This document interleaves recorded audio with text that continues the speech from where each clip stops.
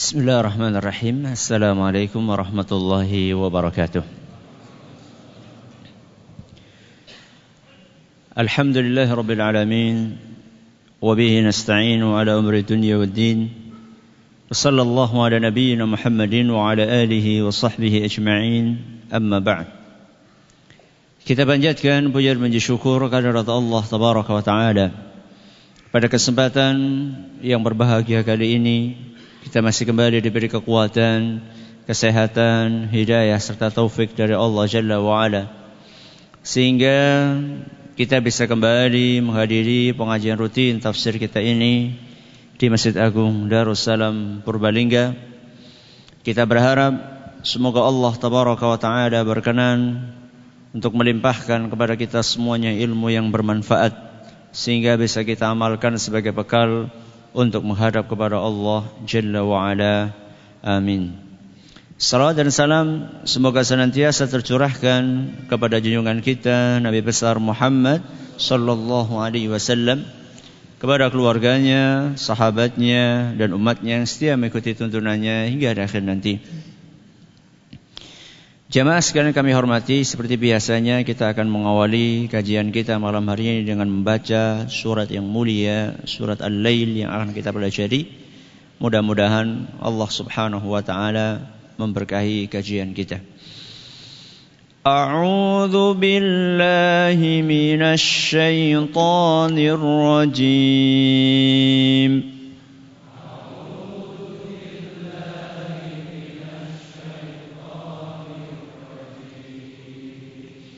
Bismillahirrahmanirrahim.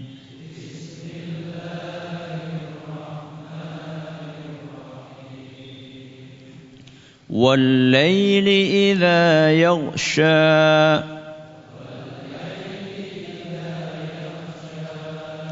Wan-nahari idza tajalla.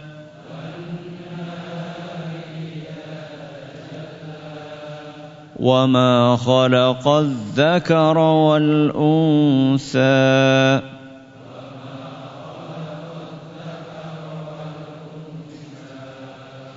إن سعيكم لشتى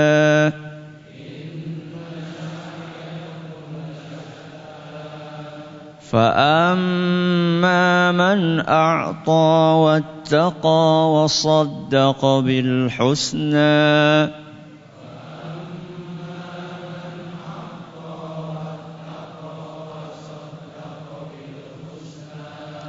فسنيسره لليسرى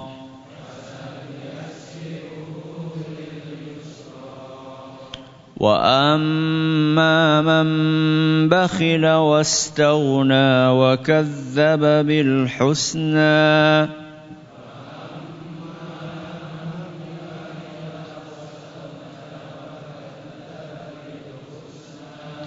فسنيسره للعسرى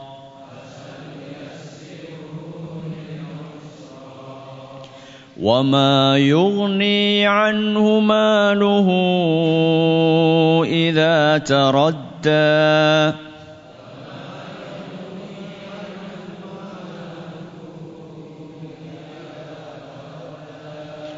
إن علينا للهدى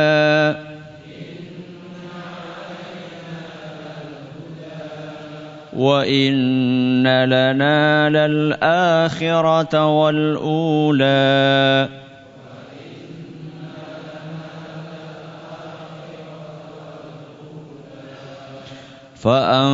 فأنذرتكم نارا تلظى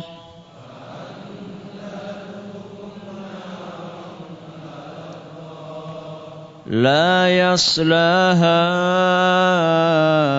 إلا الأشقى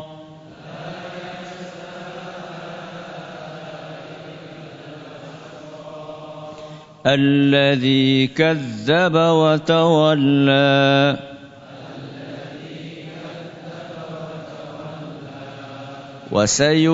وسيجنبها الأتقى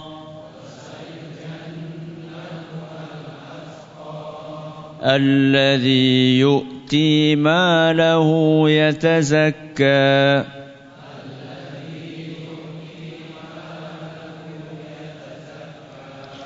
وما لأحد عنده من نعمة تجزى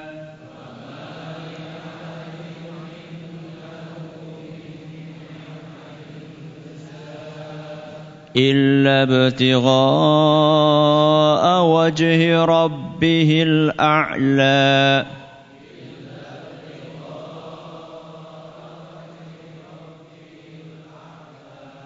ولسوف يرضى. Para hadirin dan hadirat sekalian yang kami hormati dan juga segenap pendengar Radio Insani 102,2 FM di Purbalingga, Purwokerto, Banjarnegara, Cilacap, Wonosobo, Kebumen dan sekitarnya.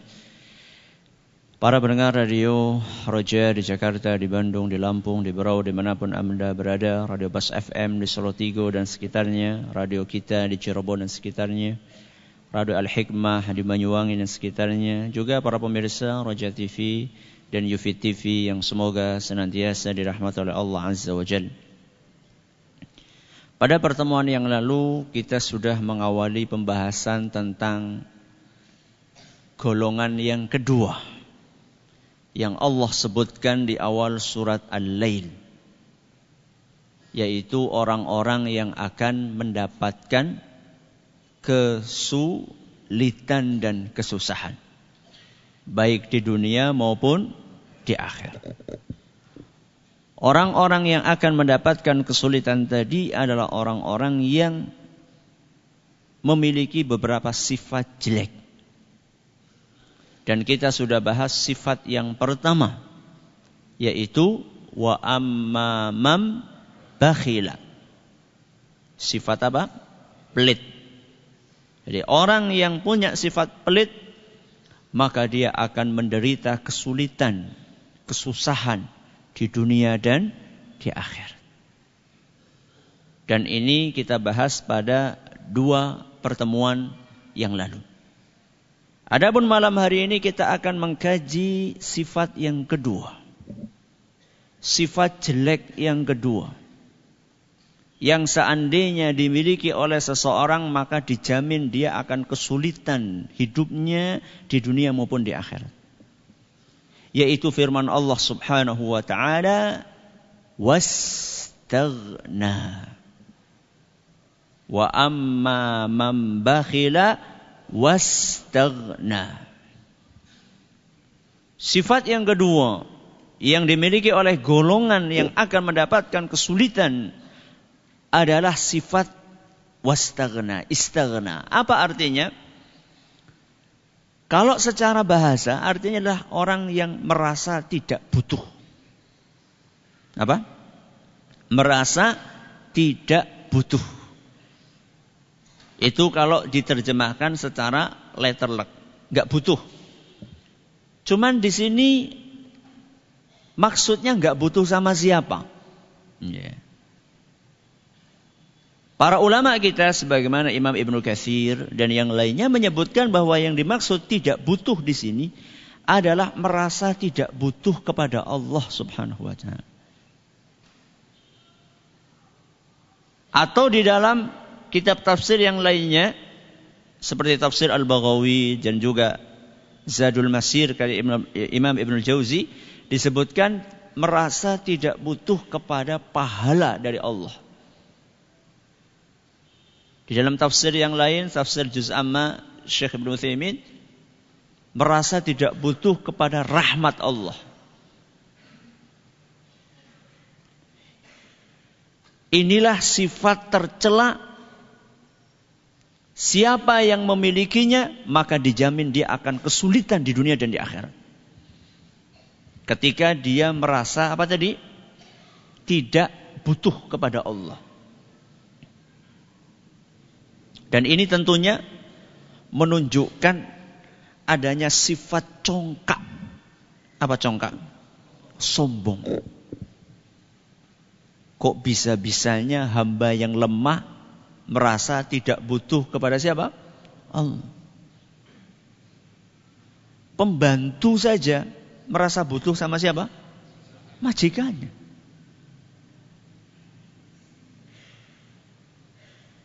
Kuli bangunan saja merasa butuh kepada mandornya.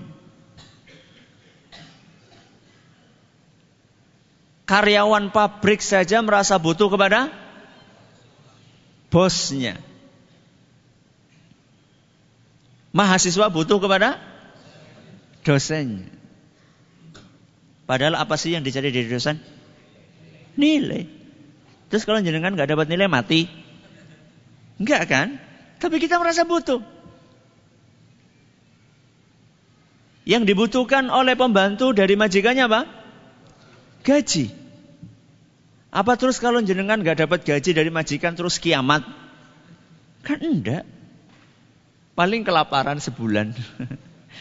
Kelaparan sebulan kok paling. Lah, kalau pembantu saja merasa butuh dengan majikannya, padahal yang diharapkan dari majikannya adalah gaji. Mahasiswa merasa butuh kepada dosennya, padahal yang dicari dari dosennya cuma nilai. Mau minta A apa? B atau C masih naik enggak? Masih. Ya lumayan lah. Ya. Kalau misalnya orang-orang tadi merasa butuh kepada orang lain, masa seperti kita yang hamba itu enggak butuh sama Tuhan kita, yaitu Allah Subhanahu wa ta'ala. Kita yang makhluk masa enggak merasa butuh kepada Khaliq. Apa Khaliq? Pencipta. Kita ini akan terus membutuhkan Allah setiap saat. Setiap detik kita ini butuh sama Allah Subhanahu wa ta'ala. Ustaz, alhamdulillah makanan sudah tersaji di depan saya, Ustaz. Masa saya masih butuh Allah? Sudah siap, Ustaz. Sudah siap. Tinggal apa? Makan. Masa masih butuh sama Allah? Masih? Masa? Bisa enggak Allah menghalangi enggak jadi makan? Masa? Sudah siap, tinggal makan saja. Bisa Allah menghalangi? Contohnya?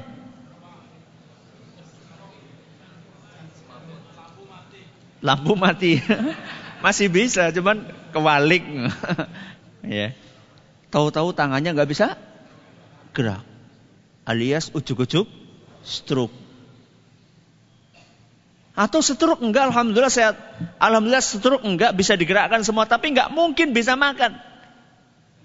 Karena kolesterolnya tinggi. Minuman segala jenis manis-manis enak-enak, mau minum enggak bisa. Padahal tinggal minum saja. Karena gulanya naik. Ya. Itu kan penyakit yang serem-serem ya. Bahkan dengan penyakit yang kelihatannya ringan saja kita enggak bisa. Enggak bisa makan. Apa itu? Sariawan atau sakit gigi.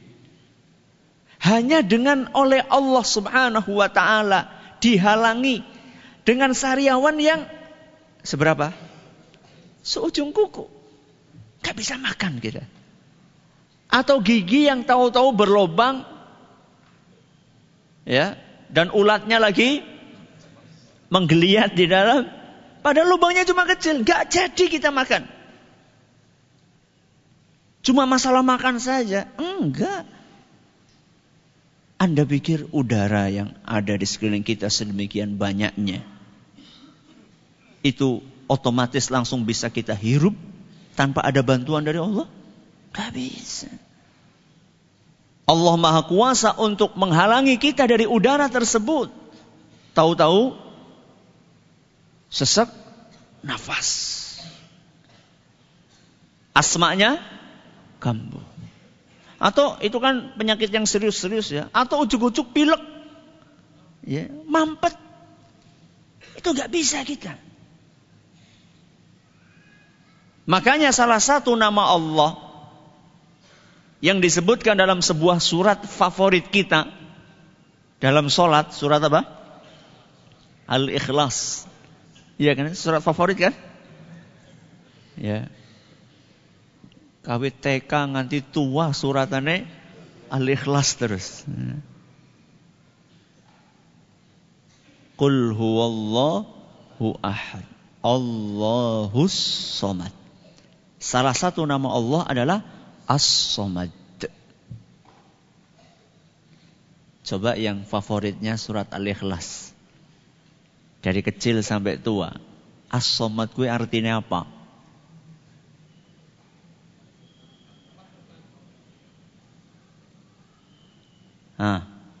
Yang favoritnya surat Al-Ikhlas. Masa sebidak tahun orang paham? 60 tahun baca Qul huwallahu ahad Allahus somad enggak paham? Ini orang kebangetan. As-Somad artinya kata para ulama adalah yang maha sempurna dalam sifatnya dan yang dibutuhkan oleh seluruh makhluknya. Itu arti apa? As-Somad. Jadi ketika kita membaca Allahus Somad, maka artinya Allah maha sempurna dalam sifatnya. Karena saking sempurnanya ini, maka seluruh makhluk pasti butuh sama Allah Subhanahu wa ta'ala. Tidak terkecuali laki-laki atau perempuan. Besar, kecil, tua, muda. Murid, guru, mahasiswa, dosen, ustadz, jamaah, santri, kiai, pejabat, rakyat jelata, orang miskin, orang kaya, semuanya butuh sama Allah Subhanahu wa ta'ala.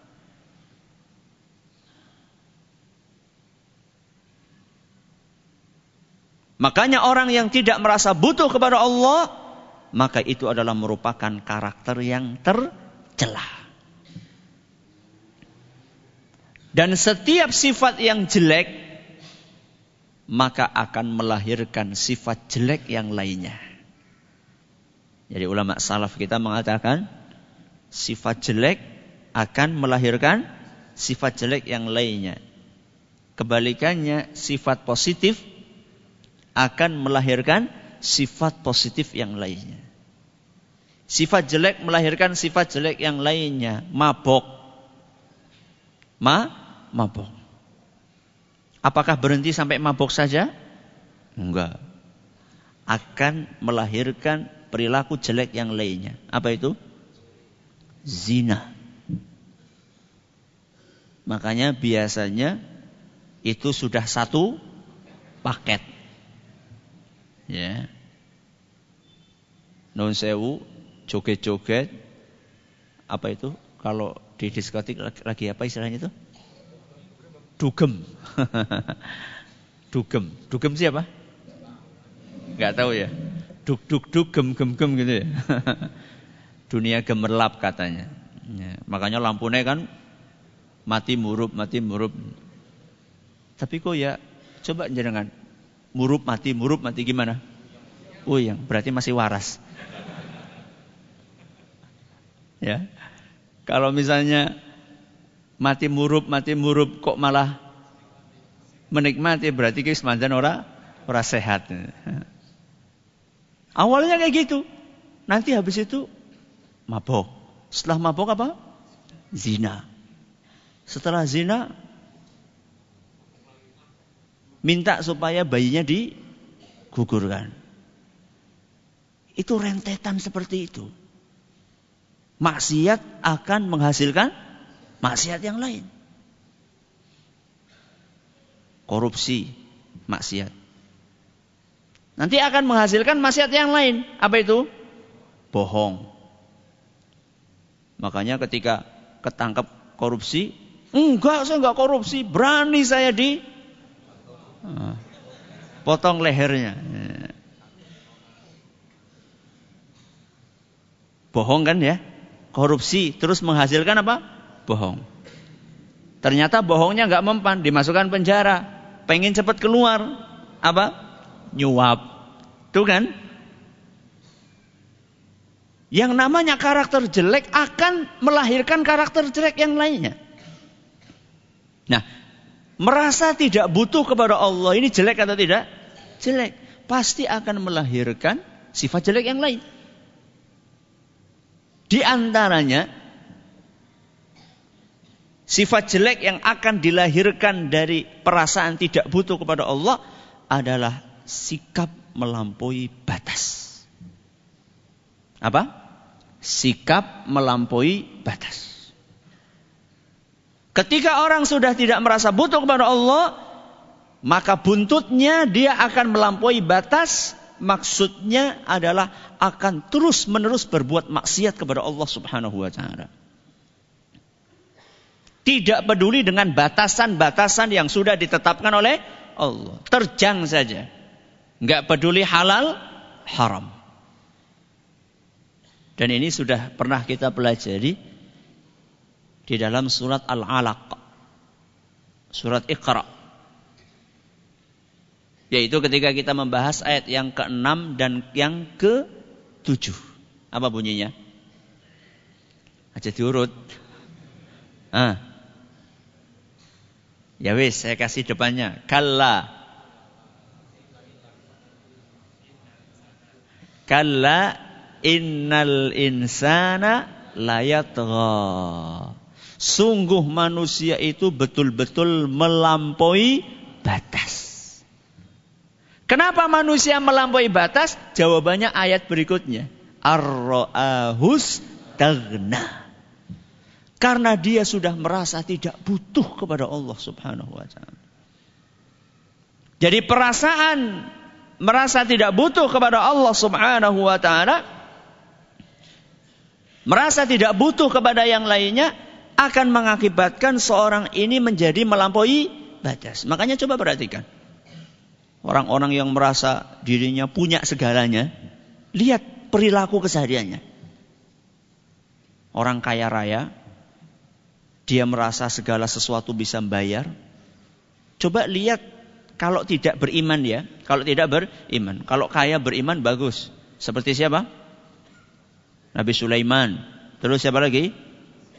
Abu Bakar. Terus Abdurrahman bin Auf, Utsman Affan, itu bagus, kaya tapi beriman. Ini enggak. Ketika seorang kaya dan dia tidak beriman, lihat perilakunya. Tidak pernah mau tegur sapa sama siapa? Sama tetangganya. Diajak kerja bakti enggak pernah mau berangkat. Nek temboke urung didhuwuraken, ditambahi beling, tambahi kawat berduri plus listrik. Urung marem, tambahi anjing apa? Herder. Lihat semena-mena. Karena dia merasa tidak butuh dengan kekayaan yang dimilikinya, dengan kekuasaan yang dimilikinya, akhirnya dia berbuat semena-mena melampaui batas. Memang teori sosialnya itu seperti itu. Salah satu teori ilmu sosial. Ketika seorang sudah merasa besar, kaya, dan tidak membutuhkan orang lain, maka dia akan cenderung untuk bertindak semena-mena. Ketika belum menduduki posisi kursi anget, maka dia merasa butuh dengan konstituennya. Butuh dengan para pemilihnya, konstituennya. Tapi begitu sudah naik, kelalen, janjinya apa baik. Ya. Karena saking angetnya kursi yang diduduki. Cuman tidak semuanya seperti itu. Tidak semuanya seperti itu. Jadi kekayaan, kemudian kesehatan, kekuasaan itu bagaikan pisau bermata dua. Bisa untuk kebaikan, bisa untuk kejahatan. Bisa mengantarkan orang yang mendapatkan kekuasaan itu kepada kebaikan atau kepada keburukan. Kesehatan juga sama. Coba kadang-kadang kalau kita sehat, terus sehat, itu kita jadi jarang berdoa. Berdoa minta apa? Sehat. Tapi coba lihat ketika sedang sakit. Kepriwe? Wah, lindunga itu kayaknya enggak pernah sekhusyuk saat itu. Atau ketika lagi diuji dengan ujian yang berat. Istri kita mau lahiran. Normal-normal saja. Sekian Kali periksa ke bidan normal, di USG normal, menjelang kelahiran normal. HPL-1 posisi bayi sudah kepalanya di bawah. Udah ideal. Allahu Akbar. H-1 seperti itu, pas HPL-nya bayinya ngulet. Aduh. Tahu-tahu balik kakinya yang di bawah. Sungsang. Bedanya, wah, ibu jenengan harus banyak-banyak posisi kayak orang sujud supaya bayinya balik lagi. Ternyata mungkin bayinya keenakan dengan posisi itu. Mungkin malah tidur. Kon balik-balik orang tuh.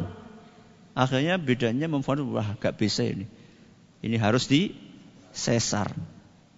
Dan saat itu lagi gak ada duit. Betul-betul gak ada duit di rumah. Buat makan aja sulit. Maka mau gak mau dia akan pergi ke masjid. Sholat 2 rakaat. Kira-kira doanya kayak apa? Coba doanya kayak apa kira-kira? Antara ketika bayinya itu normal, kemudian dari bidannya, Pak, ini bayi Bapak insya Allah nggak ada gangguan, sehat walafiat, ibunya juga tekanan tensi darahnya juga baik, insya Allah akan nyaman-nyaman saja. Kira-kira saat itu kalaupun kita berdoa, ada sebagian orang, dokternya bisa apa? Ahli. Atau duit sudah siap. Ya. Apakah saat itu kita akan berdoa seperti kekhusyuan kita?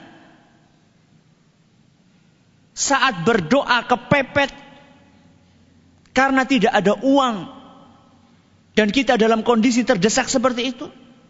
Jawabannya tidak. Makanya salah satu hikmah kenapa Allah Subhanahu wa ta'ala terkadang mencabut sebagian dari karunia-Nya dari tangan kita. Entah itu harta, entah itu kesehatan, entah itu kekuasaan. Salah satu hikmahnya adalah agar kita mau menunjukkan perasaan butuh kita kepada siapa? Allah. Kayak tadi misalnya, dalam kondisi istri sudah mau lahiran, sudah bukaan bahkan, tapi anak ini masih tetap sungsang. Saat itu kita betul-betul merasa butuh, ya Allah saya ini butuh kepadamu.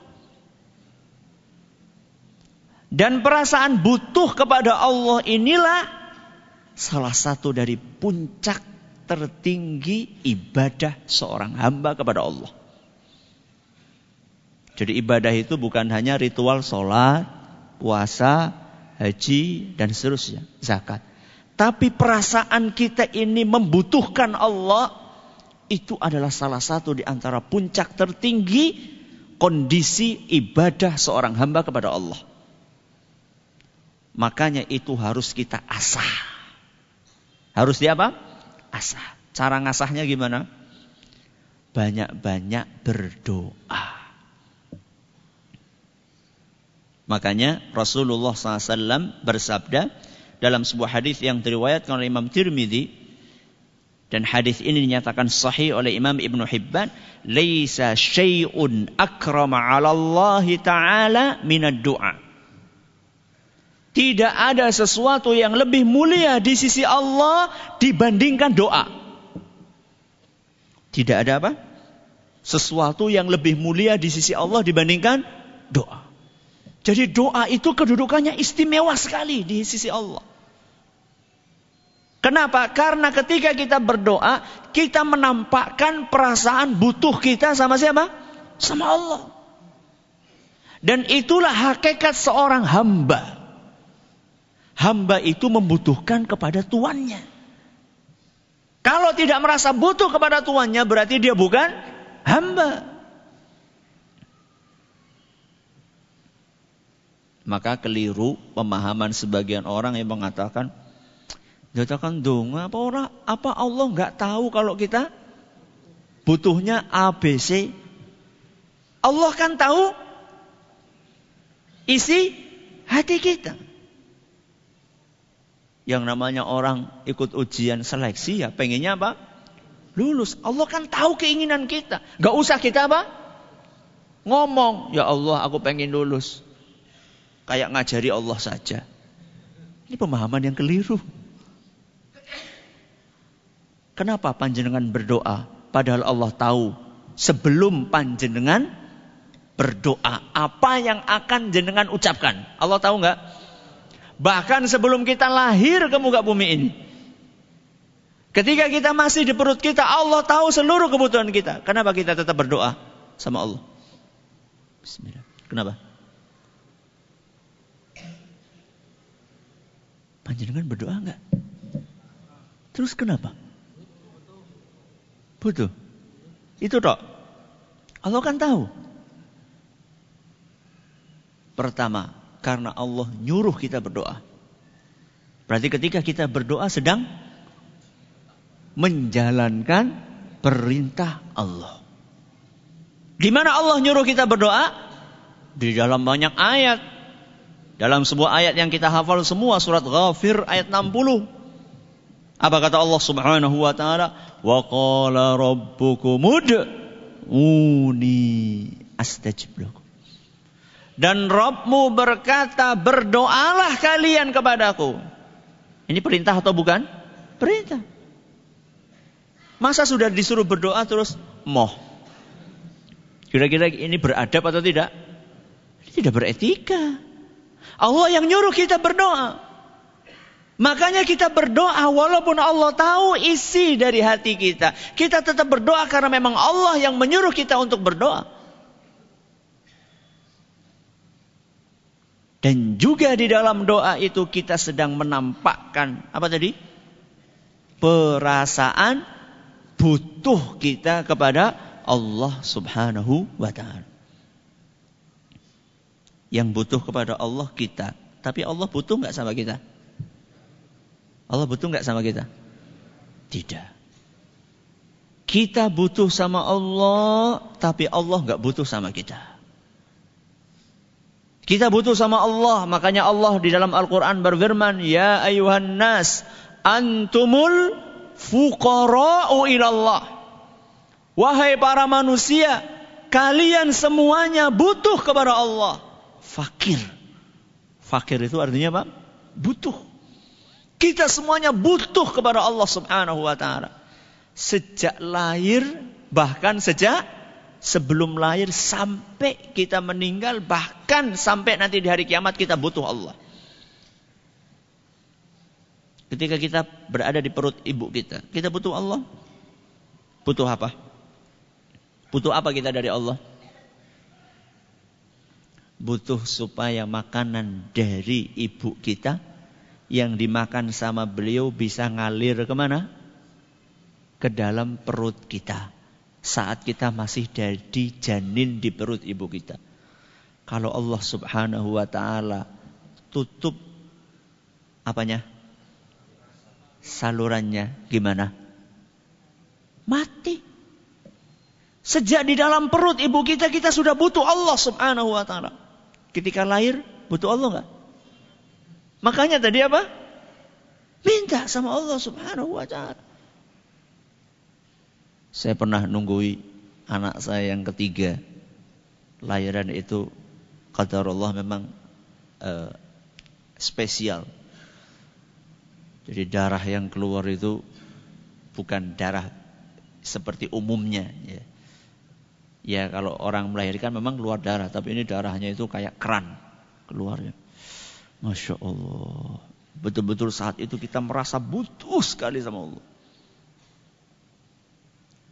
Sampai agar darahnya itu mampet, ya, sampai dimasukkan perban sekian meter ke dalam perut. Dan selama semalam suntuk saya nggak boleh tidur. Harus terus megangi perutnya istri sambil dilus-lus terus supaya nggak tidur. Bahaya kalau sampai tidur. Dan istri juga nggak boleh tidur. Bayangkan orang baru melahirkan kan apa? capek, pengen istirahat. Ya Allah, saat itu ya butuh banget sama Allah Subhanahu wa taala. Ketika bayi lahir masih butuh? Masih. Kita butuh agar Allah mau membuka mulut bayi kita sehingga bayi kita nangis. Ya. Makanya kalau ada bayi lahir kok diem saja, malah kita jadi apa? Was-was. Jadi menang baik. Begitu nangis malah kita apa? Seneng. Allah buka mulutnya.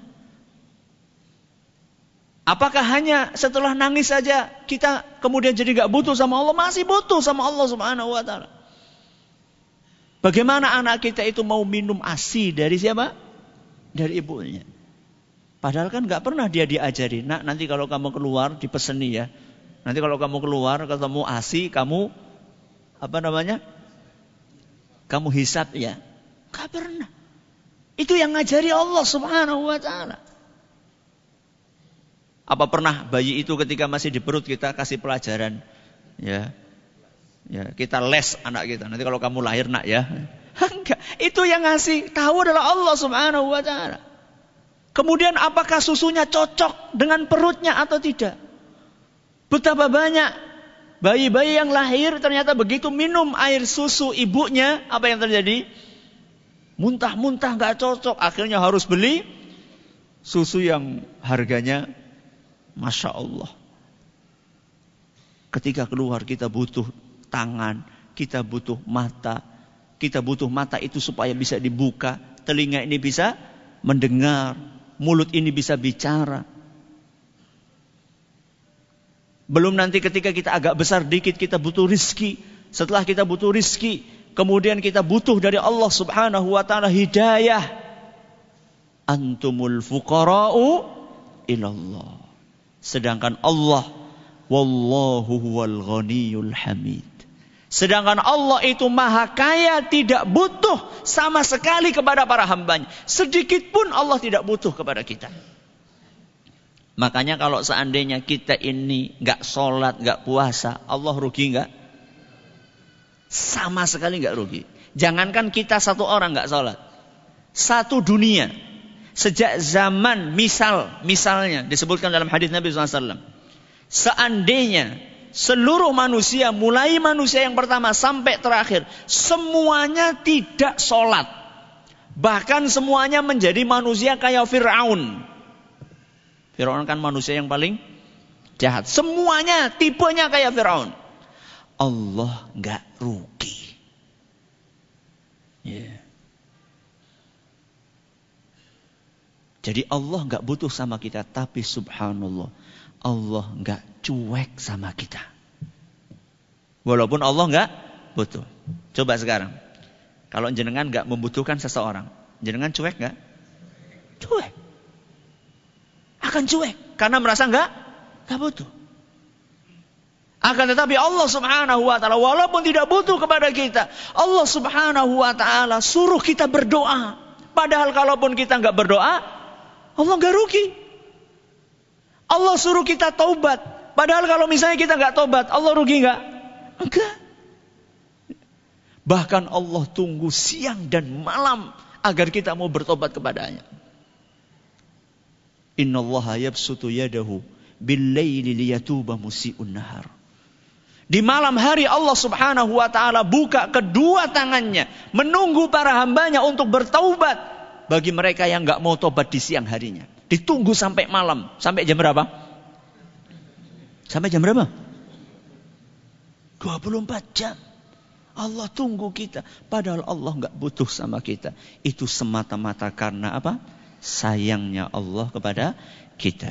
Jadi intinya sifat yang kedua yang dimiliki oleh golongan yang tercela, yang akan mendapatkan kesulitan dan kesusahan adalah perasaan apa tadi? Tidak butuh kepada siapa? Kepada Allah Subhanahu wa ta'ala. Maka mari kita mengasah perasaan butuh kita kepada Allah dengan sering-sering dan tidak bosan-bosannya untuk terus berdoa. Ini yang dapat kami sampaikan pada hari ini. Wallahu ta'ala a'la wa alam. Terima kasih atas perhatiannya, mohon atas segala kurangnya. Kita tutup dengan membaca subhanakallahumma wa bihamdika asyhadu an la ilaha illa anta astaghfiruka wa atubu ilaik. Wassalamualaikum warahmatullahi wabarakatuh.